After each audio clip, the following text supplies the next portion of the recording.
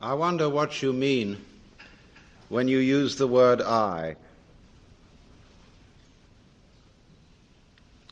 I've been very interested in this problem for a long, long time, and I've come to the conclusion that what most civilized people mean by that word is a hallucination. That is to say, a false sense of personal identity that is at complete variance with the facts of nature.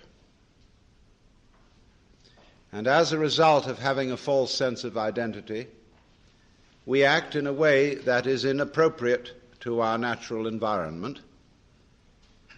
And when that inappropriate way of action is magnified by a very powerful technology, we swiftly begin to see the results of a profound discord between man and nature. As is well known, we are now in the process of destroying our environment as a result of an attempt to conquer it and master it. And we have not realized, therefore, that our environment is not something other than ourselves. In assuming that it is, we have made a great mistake and are now paying the price for it. But most people would agree with the lines of the poet who said, "I, a stranger and afraid, in a world I never made." Because we have the strong sensation that our own being inside our skin is extremely different from the world outside our skin. That while there may be intelligence inside human skins, and while there may be values and loving feelings, outside the skin is a world of mechanical process which does not give a damn about any individual and which is basically unintelligent, being gyrations of blind force, and so far as the merely biological world is concerned, gyrations of libido, which is Freud's word for blind lust. It should be obvious that the human being goes with the rest of the universe, even though we say in popular speech, "I came into this world." Now, it is not true that you came into this world. You came out of it. In the same way as a flower comes out of a plant or a fruit comes out of a tree. And as an apple tree apples, the solar system in which we live, and therefore the galaxy in which we live, and therefore the system of galaxies in which we live, that system peoples. And therefore people are an expression of its energy and of its nature. If people are intelligent, and I suppose we have to grant that if, then the energy which people express must also be intelligent, because one does not gather figs from thistles and grapes from thorns. But it does not occur, you see, to the ordinary civilized person to regard himself or herself as an expression of the whole universe. It should be obvious that we cannot exist except in an environment of earth, air, water, and solar temperature, that all these things go with us and are as important to us, albeit outside our skins, as our internal organs, heart, stomach, brain, and so forth.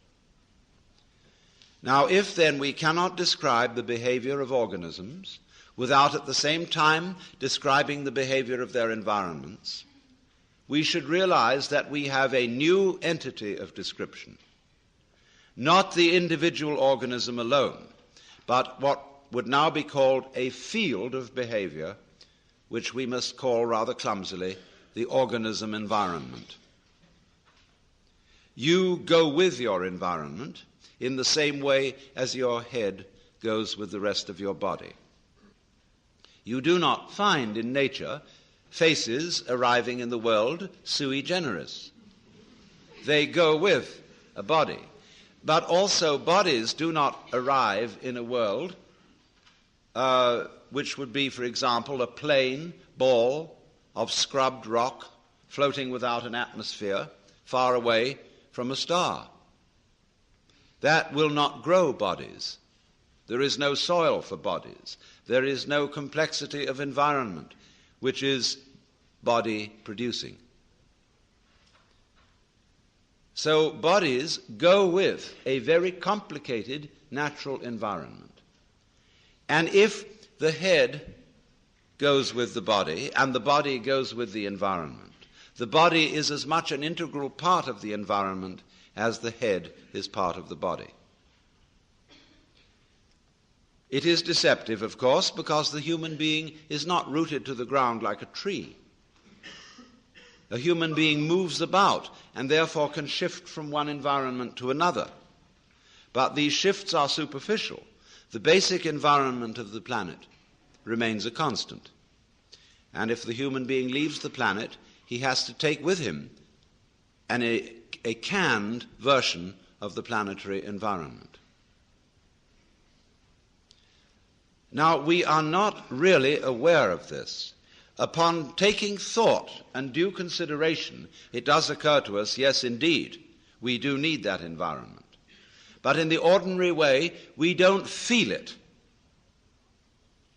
That is to say, we don't have a vivid sensation of belonging to our environment in the same way that we have a vivid sensation of being an ego inside a bag of skin, located mostly in the skull, about halfway between the ears and a little way behind the eyes.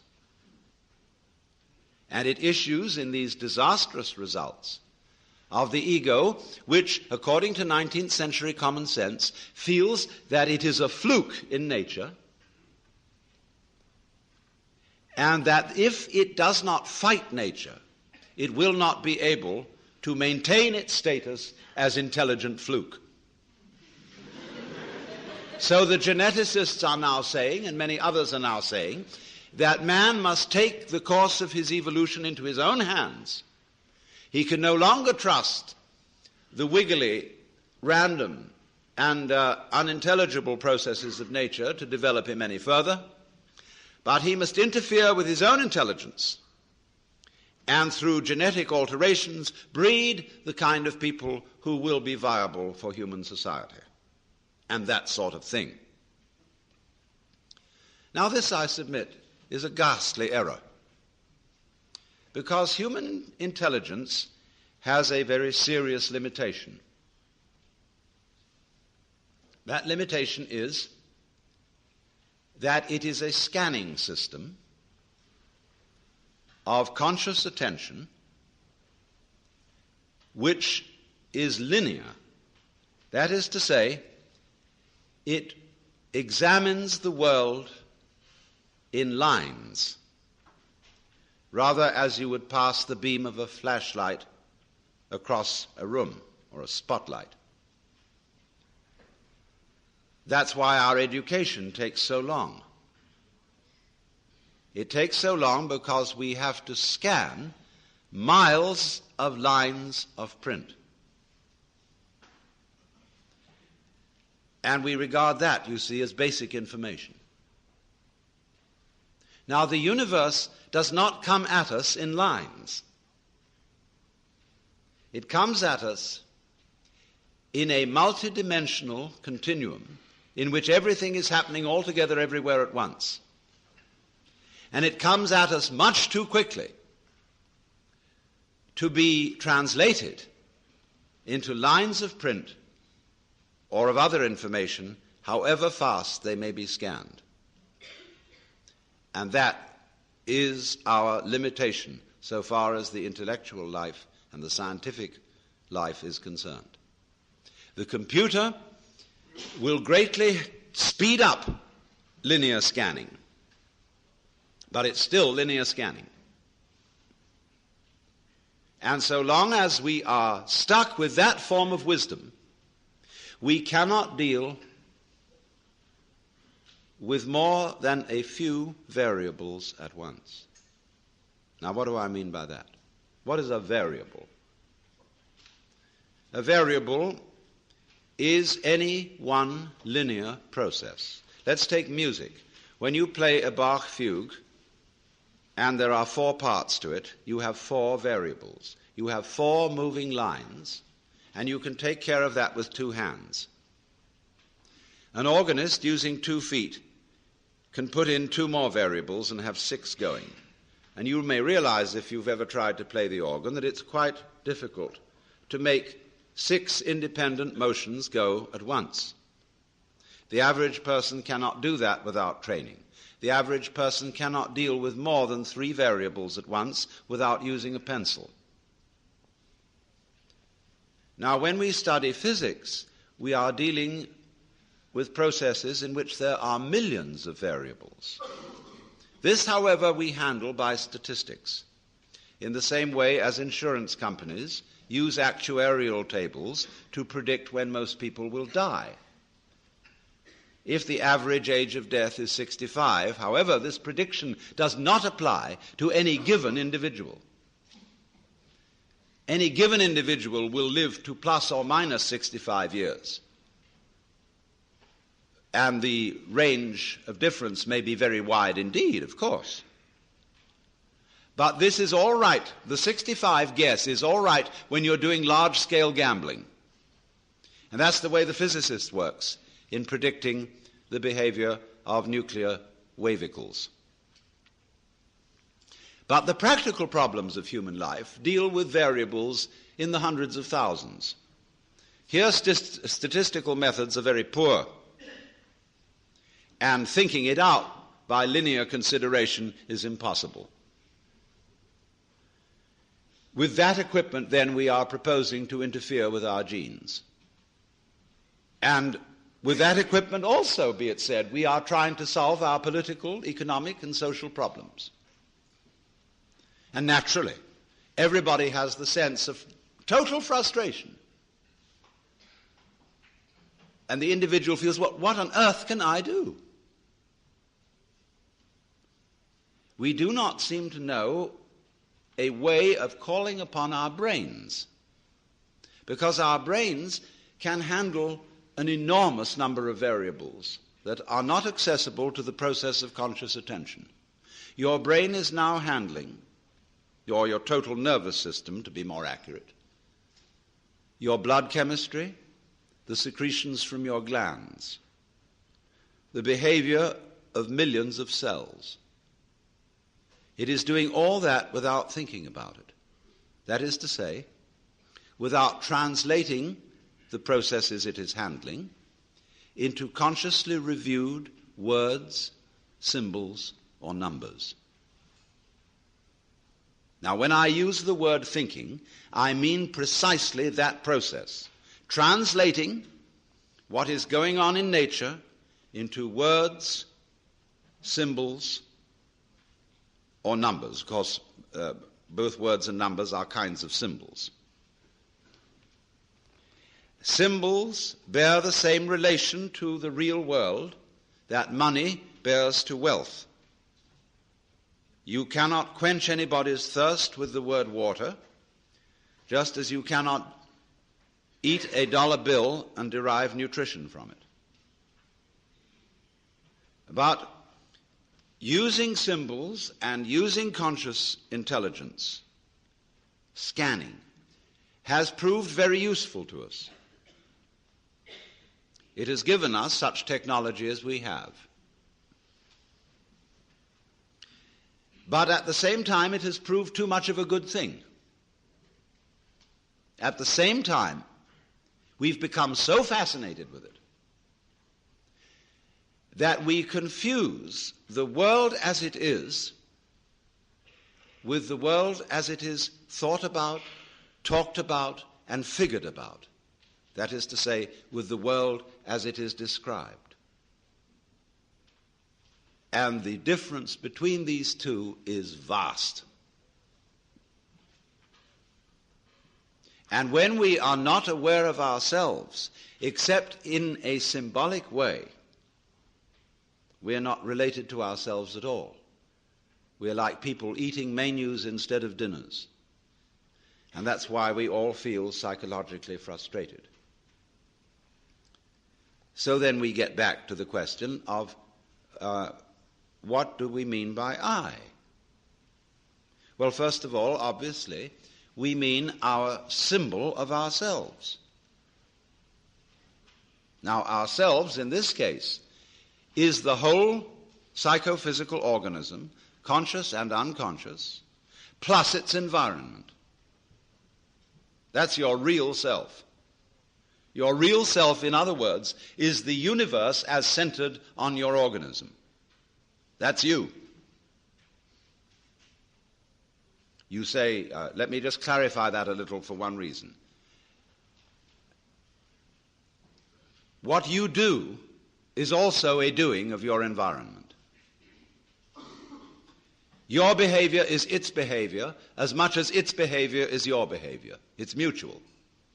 We could say it is transactional. You are not a puppet which your environment pushes around, nor is the environment a puppet which you push around. They go together. They act together. In the same way, for example, if I have a wheel, one side of it going down is the same as the other side of it going up. When you handle the steering wheel of a car, are you pulling it or are you pushing it? No, you're doing both, aren't you? When you pull it down this side, you are pushing it up that side. It's all one. So there's a push-pull between organism and environment. We are only rarely aware of this as when, in curious alterations of consciousness, which we call mystical experience, cosmic consciousness, an individual gets the feeling that everything that is happening is his own doing, or the opposite of that feeling, that he isn't doing anything, but that all his doings, his decisions and so forth, are happenings of nature. You can feel it either way. You can describe it in these two completely opposite ways, but you're talking about the same experience. You're talking about experiencing your own activity and the activity of nature as one single process. And you can describe it as if you were omnipotent, like God, or as if it were completely deterministic and you hardly existed at all. But remember, both points of view are right. And we'll see where that gets us. But we don't feel that, do we, ordinarily?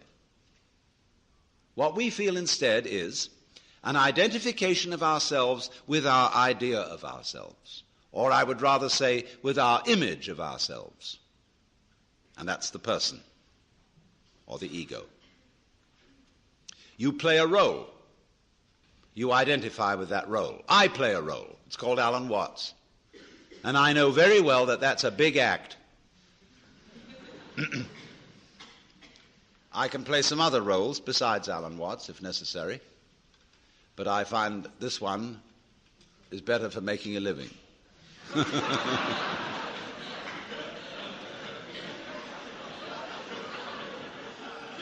But I assure you it's a mask, and I don't take it seriously. You know, the idea of my being a kind of messiah or guru or savior of the world just breaks me up.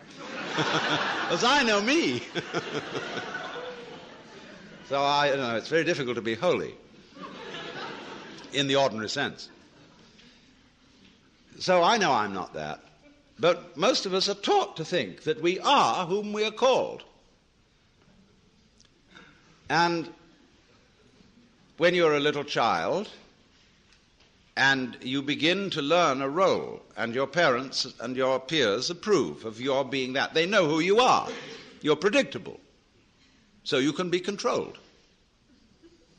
But when you act out of role and you imitate some other child's behavior, everybody points the finger and says, you're not being true to yourself.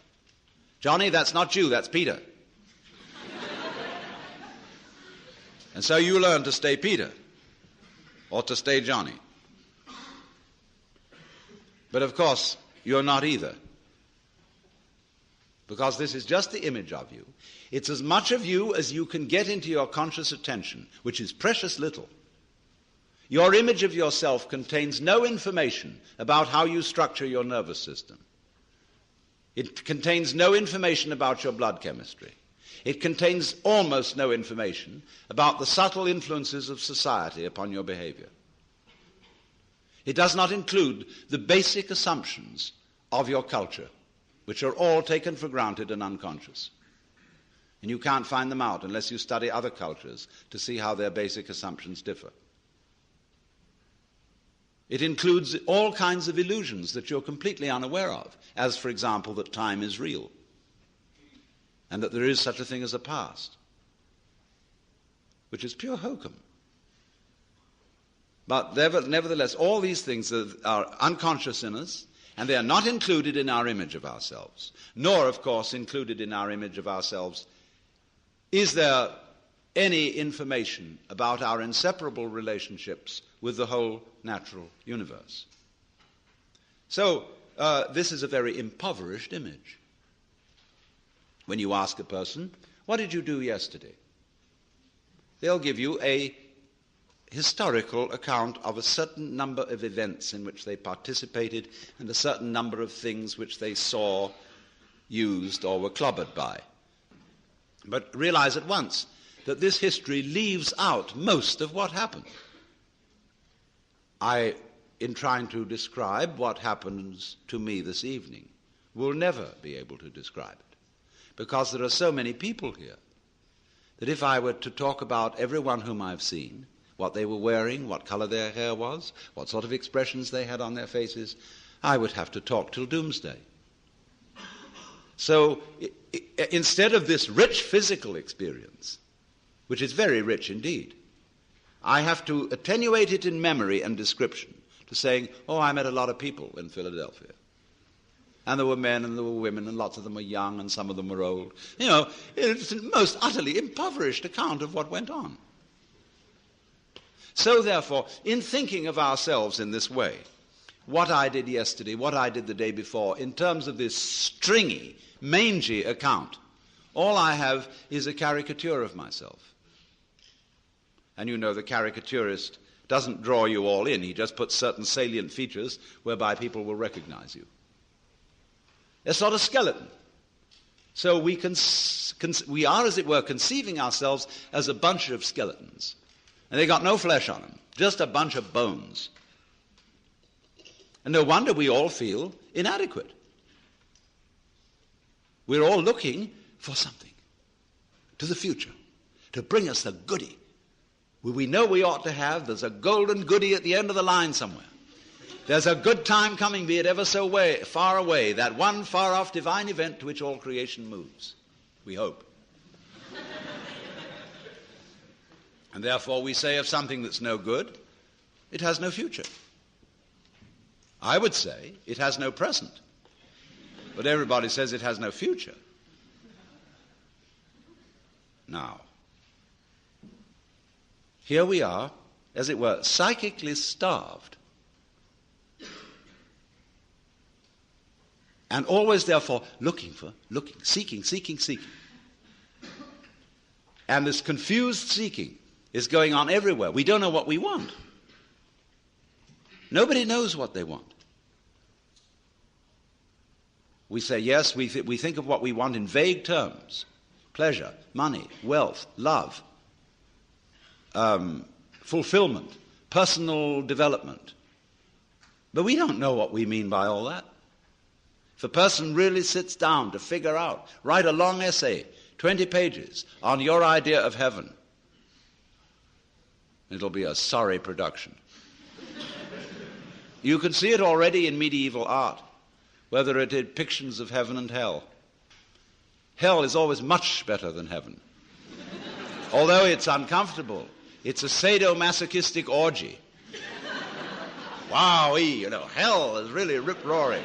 Whereas all the saints in heaven are sitting...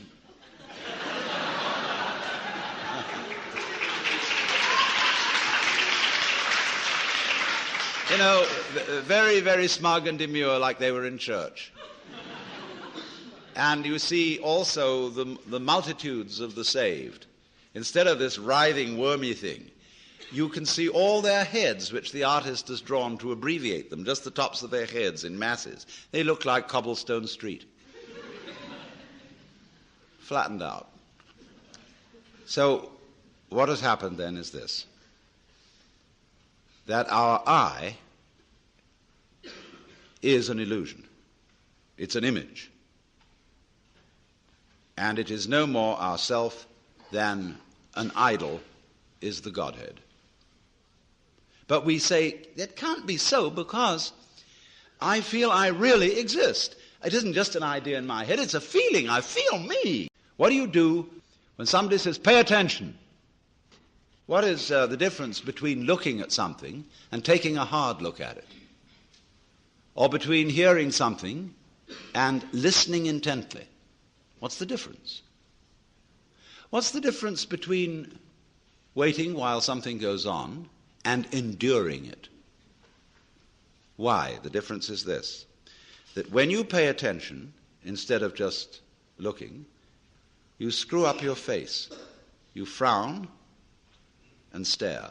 That is a muscular activity around here. When you will, you grit your teeth or clench your fists. When you endure or control yourself, you pull yourself together physically, and therefore you get uptight. You hold your breath. You do all kinds of muscular things to control the functioning of your nervous system. And none of them have the slightest effect on the proper operation of the nervous system. If you stare at things, you will rather fuzz the image than see them clearly. If you listen intently by concentrating on muscles round the ears, you will be so much attending to muscles here that you won't hear things properly. And you may get singing in the ears. If you tighten up with your body to pull yourself together, all you do is constrict yourself. I remember in school, I sat next to a boy who had great difficulty in learning to read. And what they always say to children is, try. If you can't do something, you must try. So the boy tries. And what has he done? When he's trying to get out words, he grunts and groans as if he were lifting weights. And the teacher's impressed. The boy is really trying, gives him B for effort. All he's doing...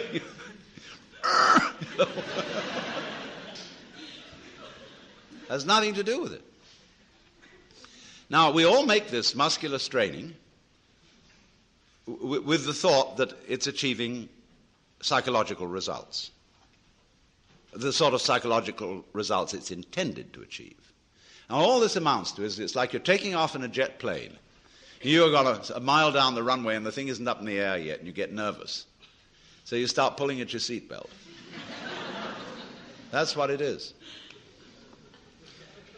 Now, that is a chronic feeling. We have it in us all the time, and it corresponds to the word I. That's what you feel when you say I. You feel that chronic tension. Because when an organ is working properly, you don't feel it. If you see your eye, you've got cataract. If you hear your ears, you've got singing in your ears, getting in the way of hearing. When you are fully functioning, you are unaware of the organ. When you're thinking clearly, your brain isn't getting in your way.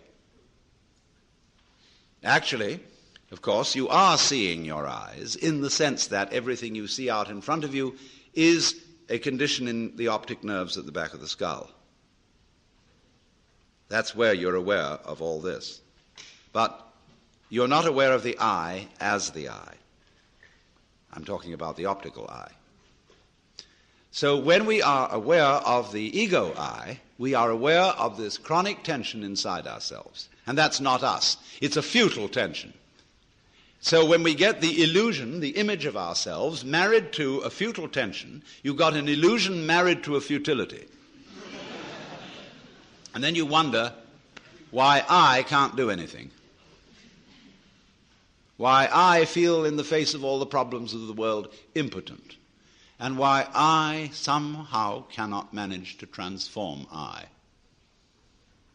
Now here we get to the real problem. Because we're always telling each other that we should be different. Now, I'm not going to tell you that tonight. Why not? Because I know you can't be. Nor can I. That may sound depressing, but I'll show you it isn't. It's very heartening. But everybody, you see, who is at all sensitive and awake to their own problems and human problems is trying to change himself. We know we can't change the world unless we change ourselves. If we are all individually selfish, we're going to be collectively selfish. If we don't really love people and only pretend to, somehow we've got to find a way to love. After all, it's said in the Bible, thou shalt love the Lord thy God and your neighbor as yourself. You must love. Yeah, we all agree. Sure. But we don't. In fact, one psychologist very smartly asked a patient, with whom are you in love against?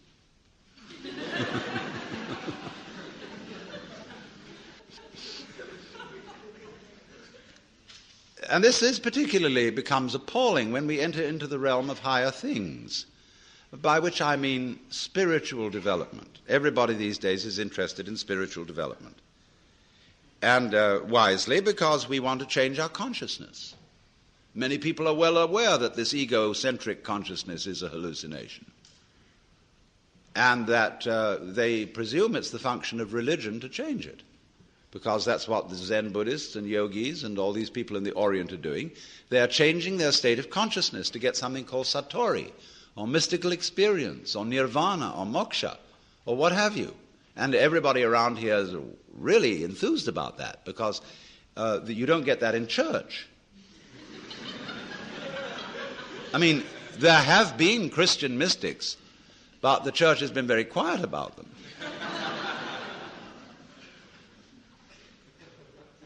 In the average church, all you get is talk. There's no meditation, no spiritual discipline. They tell God what to do interminably, as if he didn't know. And then they tell the people what to do, as if they could or even wanted to. And then they sing religious nursery rhymes.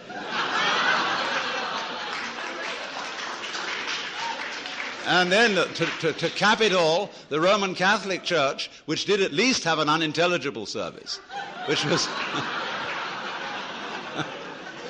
you know, it was real mysterious and suggested vast magic going on. They went and put the thing into bad English. And they took away incense, and they became a bunch of Protestants, and the thing was just terrible. So now all these Catholics are at loose ends. As Claire Booth Luce put it, not to be a pun, but she said, you know, it's no longer possible to practice contemplative prayer at Mass. Because you're being advised, exhorted, edified all the time. And it becomes a bore. Think of God listening to all those prayers. I mean, talking about grieving the Holy Spirit. It's just awful. People have no consideration for God at all.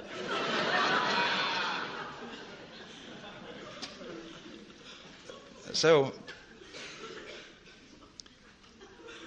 but in pursuing these spiritual disciplines, yoga and Zen and so forth, and also psychotherapy, there comes up a big difficulty.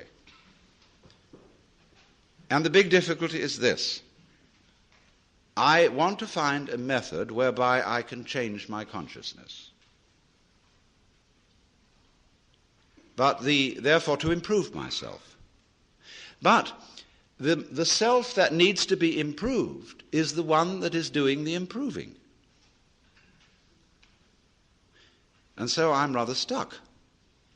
I find out the reason that I think I believe, say, in God, is that I sure hope that somehow God will rescue me. In other words, I want to hang on to my own existence. And I feel rather shaky about doing that for myself, but I just hope there's a God who will take care of it. Or if I could be loving, I would have a better opinion of myself. I'd feel better about it. I could face myself, as people say, if I were more loving. So the unloving me, somehow, by some gimmickry, has to turn itself into a loving me, and this is just like trying to lift yourself off the ground with your own bootstraps. It can't be done. And that's why religion, in practice, mainly produces hypocrisy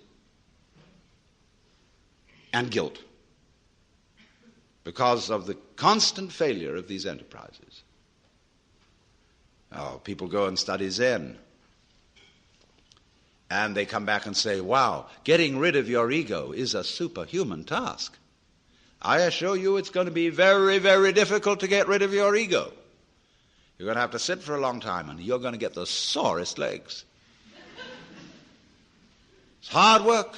And all you wretched kids who think you're getting rid of your ego on pot or something or other and easy yoga, you don't know what you're in for when it really comes down to the nitty-gritty.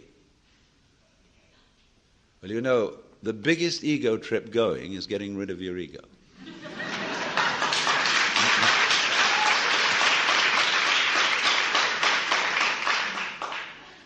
And the joke of it all is your ego doesn't exist. There's nothing to get rid of. It's an illusion, as I tried to explain. But you still want to ask how to stop the illusion. Now, who's asking? I mean, do you think, in the ordinary sense in which you use the word I, how can I stop identifying myself with the wrong me? Well, the answer is simply you can't. Now, the Christians put this in their way when they say that mystical experience is a gift of divine grace. Man, as such, cannot achieve this experience. It is a gift of God, and if God doesn't give it to you, there's no way of getting it. Now, that is solidly true. You can't do anything about it because you don't exist. Well, you say, that's pretty depressing news. But the whole point is it isn't depressing news. It is the joyous news. There's a Zen poem which puts it like this, talking about it. It means the mystical experience, Satori, the realization that you are the eternal energy of the universe, like Jesus did. It says like this: you cannot catch hold of it, nor can you get rid of it. In not being able to get it, you get it. When you speak, it's silent. When you are silent, it speaks. Now, in not being able to get it, you get it. Because this whole feeling, what Krishnamurti is trying to explain to people, for example, when he says, why do you ask for a method? There is no method. All methods are simply gimmicks for strengthening your ego. So how do we not do that? He says, you're still asking for a method. There is no method. If you really understand what your I is, you will see there is no method. Well, this is so sad. But it's not. This is the gospel, the good news. Because if you cannot achieve it, if you cannot transform yourself, that means that the main obstacle to mystical vision has collapsed. That was you. What happens? You can't do anything about it. You're at your wit's end. What are you going to do? Commit suicide? But supposing you just put that off for a little while. Wait and see what happens. You can't control your thoughts. You can't control your feelings because there is no controller. You are your thoughts and your feelings. And they're running along, running along, running along. Just sit and watch them. Here they go. You're still breathing, aren't you? Still growing your hair? Still seeing and hearing? Are you doing that? I mean, is breathing something that you do? Do you see? I mean, do you organize the operations of your eyes? Know exactly how to work those rods and cones in the retina? Do you do that? It's a happening.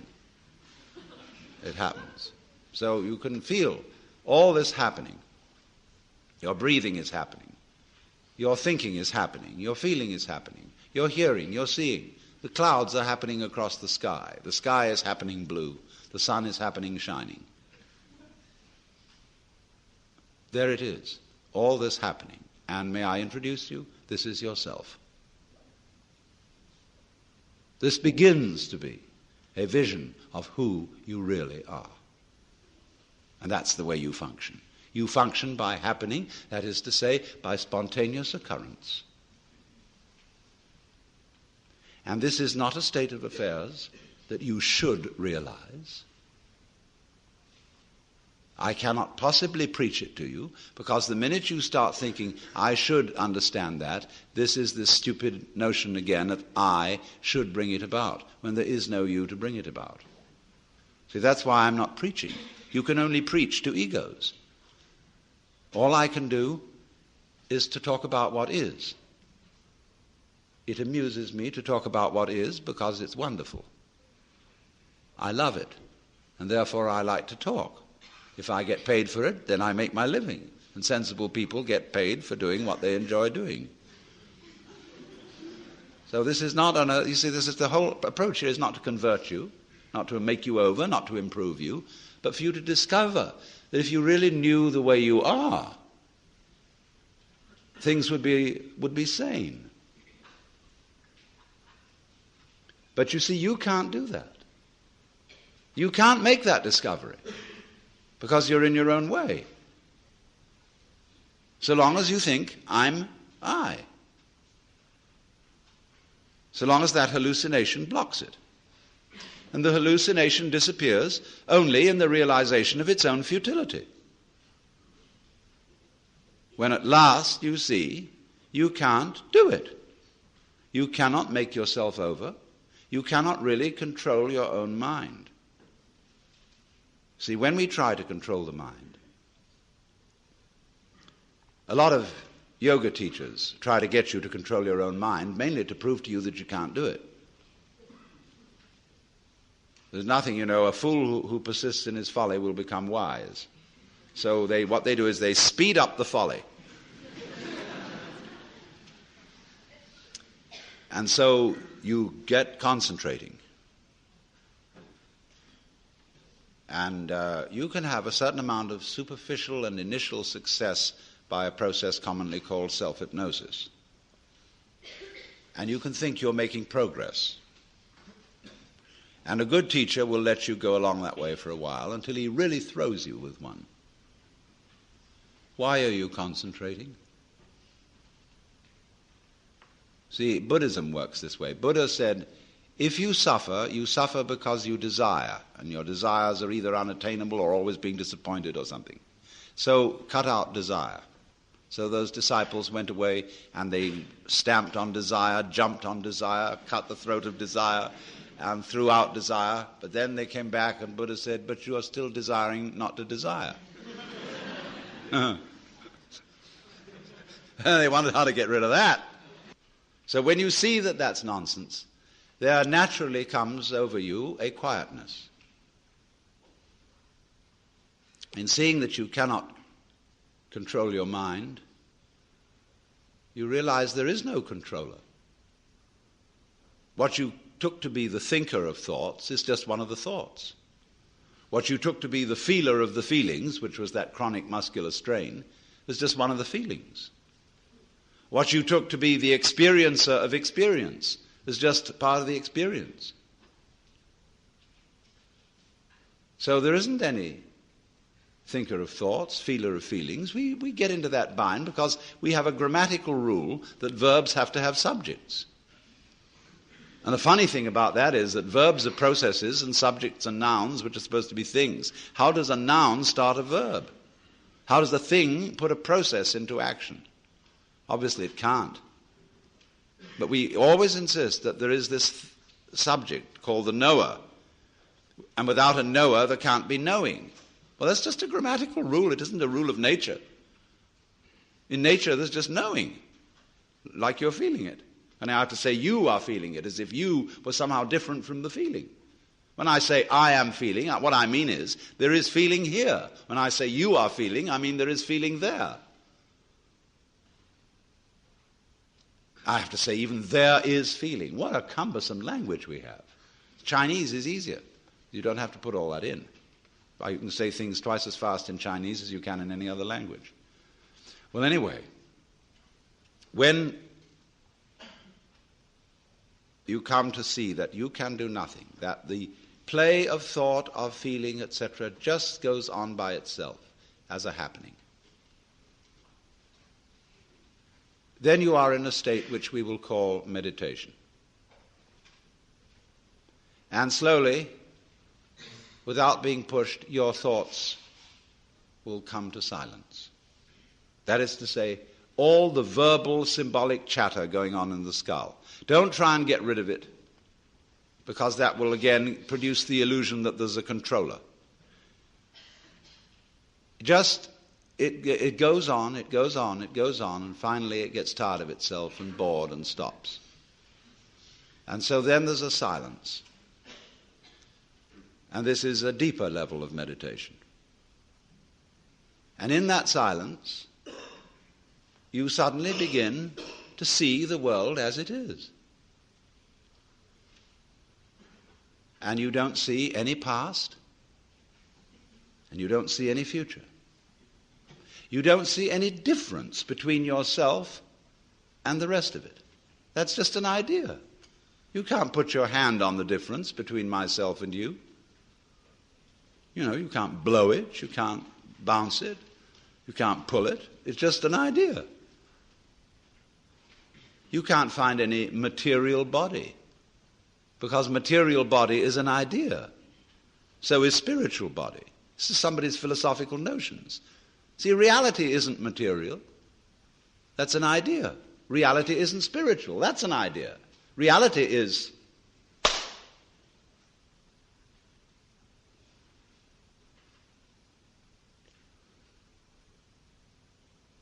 so we find, if I've got to put it back into words, that we live in an eternal now.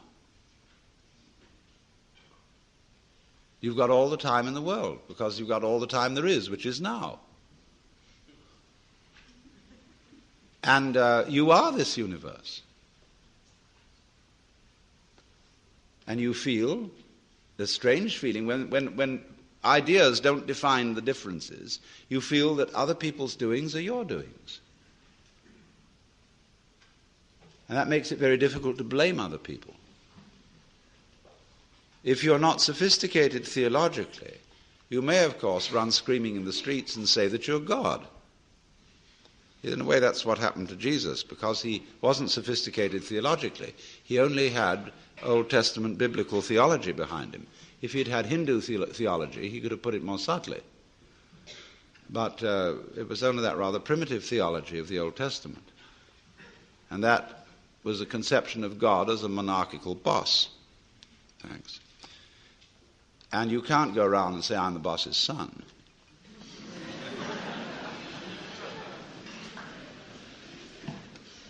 If you're going to say I'm God, you must allow it for everyone else too.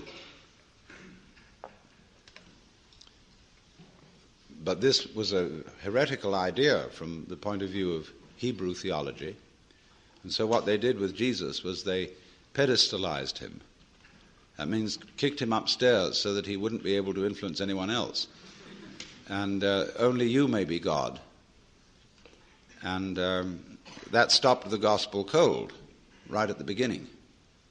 It couldn't spread. Well, anyway, this is therefore to say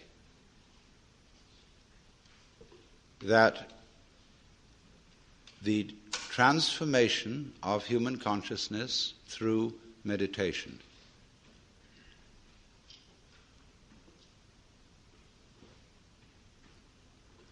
is frustrated so long as we think of it in terms of something that I myself can bring about by some kind of wangle, by some sort of gimmick.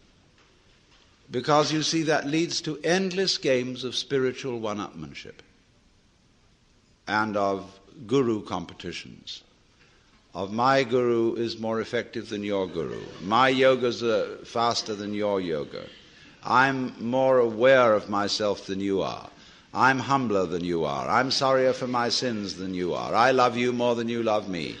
This interminable goings-on about which people fight and wonder whether they are a little bit more evolved than somebody else and so on. All that can just fall away. And then we get this strange feeling that we have never had, you see, in our lives, except occasionally by accident. Some people get a glimpse that we are no longer this poor little stranger and afraid in a world it never made. But that you are this universe, and you are creating it at every moment, because you see it starts now. It didn't begin in the past. There was no past. See, if the universe began in the past, when that happened it was now. See? Well, it's still now. And the universe is still beginning now, and it's trailing off like the wake of a ship from now. And the wake of the ship fades out, so does the past. You can look back there to explain things, but the explanation disappears. You'll never find it there. Things are not explained by the past. They're explained by what happens now. That creates the past. And it begins here. That's the birth of responsibility. Because otherwise, you can always look over your shoulder and say, well, I'm the way I am because my mother dropped me. And she dropped me because she was neurotic because her mother dropped her. And away we go back to Adam and Eve or to a disappearing monkey or something. We never get at it. But in this way, you're faced with it, you're doing all this.